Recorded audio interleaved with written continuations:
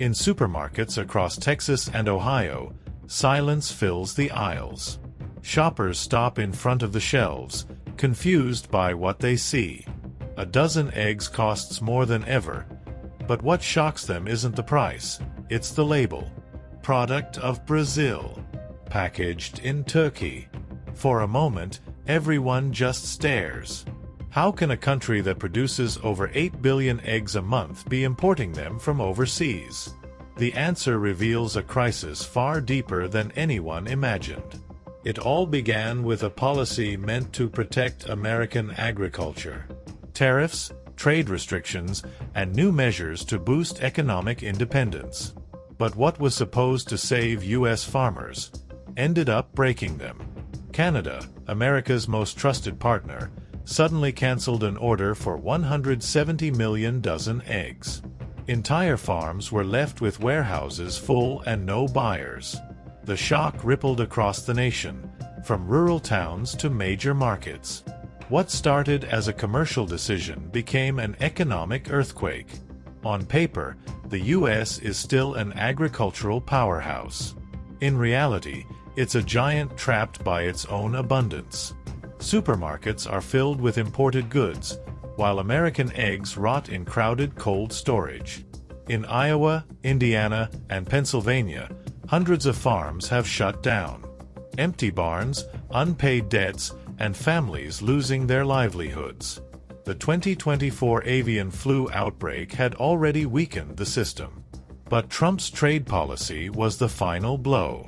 His administration imposed tariffs of up to 25% on imports from Mexico, Canada, and China. A move designed to protect jobs and strengthen self-sufficiency. Instead, it backfired completely. Canada and other partners turned to Brazil and Europe, diverting trade routes and ending contracts that once sustained U.S. agriculture. By the summer of 2025, the U.S. was sitting on over 60 million unsold eggs, an oversupply that crushed prices and suffocated producers. The images are devastating. Farms that once overflowed with life now lie abandoned. Trucks dump crates of eggs into landfills while supermarkets sell imported ones. A country once proud of its food security now doubts its own system. And people are noticing. On social media, thousands are asking the same question. Why are we importing eggs while ours are rotting? It's not just an economic question, it's emotional. Many feel their nation has lost control over something as basic as feeding its own people. The Department of Agriculture reports that surpluses have doubled since last year. Storage costs are soaring. Prices are collapsing. And small farms, lacking financial support, are disappearing one after another. In America's heartland, where farming is identity, the impact is deeply personal. Seeing foreign eggs on store shelves feels like a betrayal. A reminder that protectionist policies can easily become traps. Federal projections show the agricultural GDP will drop by over 1% this year. It might not sound like much, but it means thousands of jobs lost, trucks off the road, and frozen rural economies. Meanwhile, the government boasts about a trade surplus and stability. But few believe it anymore. Experts warn this crisis could soon spread to soy, dairy, and beef. The pattern is the same: overproduction, market loss, and collapsing trust. Tariffs, meant as shields, have become cages. And what's happening with eggs may just be the beginning. Because when trust in the essentials breaks, everything else starts to shake. Trade partners are moving on. Canada has signed agricultural deals with Europe. Mexico is expanding trade with South America. China is filling the global gap, tightening its grip on food exports. In Congress, tensions are rising. Some Republicans demand a tougher stance, calling Trump's policies a necessary purge to cleanse the market. Others, even within his own party, warn that the damage could become irreversible. Democrats accuse the administration of sacrificing stability for a reckless trade war. The political divide is complete, and farmers are caught in the middle. But this crisis isn't just about numbers. It's about people. Thousands of rural families are barely holding on. Their children are leaving for city jobs. Towns once full of life now look like ghosts.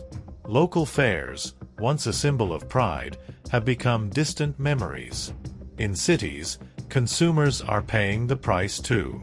Food costs keep rising, even as quality drops. The paradox is clear: a nation overflowing with food that can't feed its own people. Distribution is broken. Subsidies are delayed. And trust in the system is fading. Through it all, the official message remains: everything is under control. But the pictures tell another story. Warehouses packed to the roof. Trucks standing still. Tons of food dumped in the trash. What began as an economic policy has become a symbol of disconnection between power and reality. While politicians argue, Americans feel the crisis at their tables. Mothers ration eggs for their children. Retirees compare this moment to the Great Depression. Frustration is growing, and so is distrust in the system. In the end, eggs have become more than food. They're a mirror reflecting a system cracking from within. A reminder of how a single decision can shake an entire economy. How the pursuit of independence can lead to isolation. Yet, the story isn't over. Across the country, some farms still fight to survive. Farmers wake up before dawn, knowing they might not sell even half their production. But they keep going, not for profit, but for pride. Because they represent something bigger than an industry. They represent the dignity of a nation that refuses to give up, even when the system has forgotten them. Maybe that's America's real battle, not against foreign nations, but against its own disconnection. Rediscovering the value of work, of cooperation, of the land itself, before it's too late. Because a nation that lets its agriculture die doesn't just lose jobs. It loses its soul. The United States faces a crucial choice: rethink its trade strategy, or watch its system crumble, egg by egg. The future of American agriculture is at stake. And with it, the nation's faith in itself. If you believe America must find its balance again and stand by its farmers, like and subscribe to Critical Point. Because understanding power is the first step to changing it.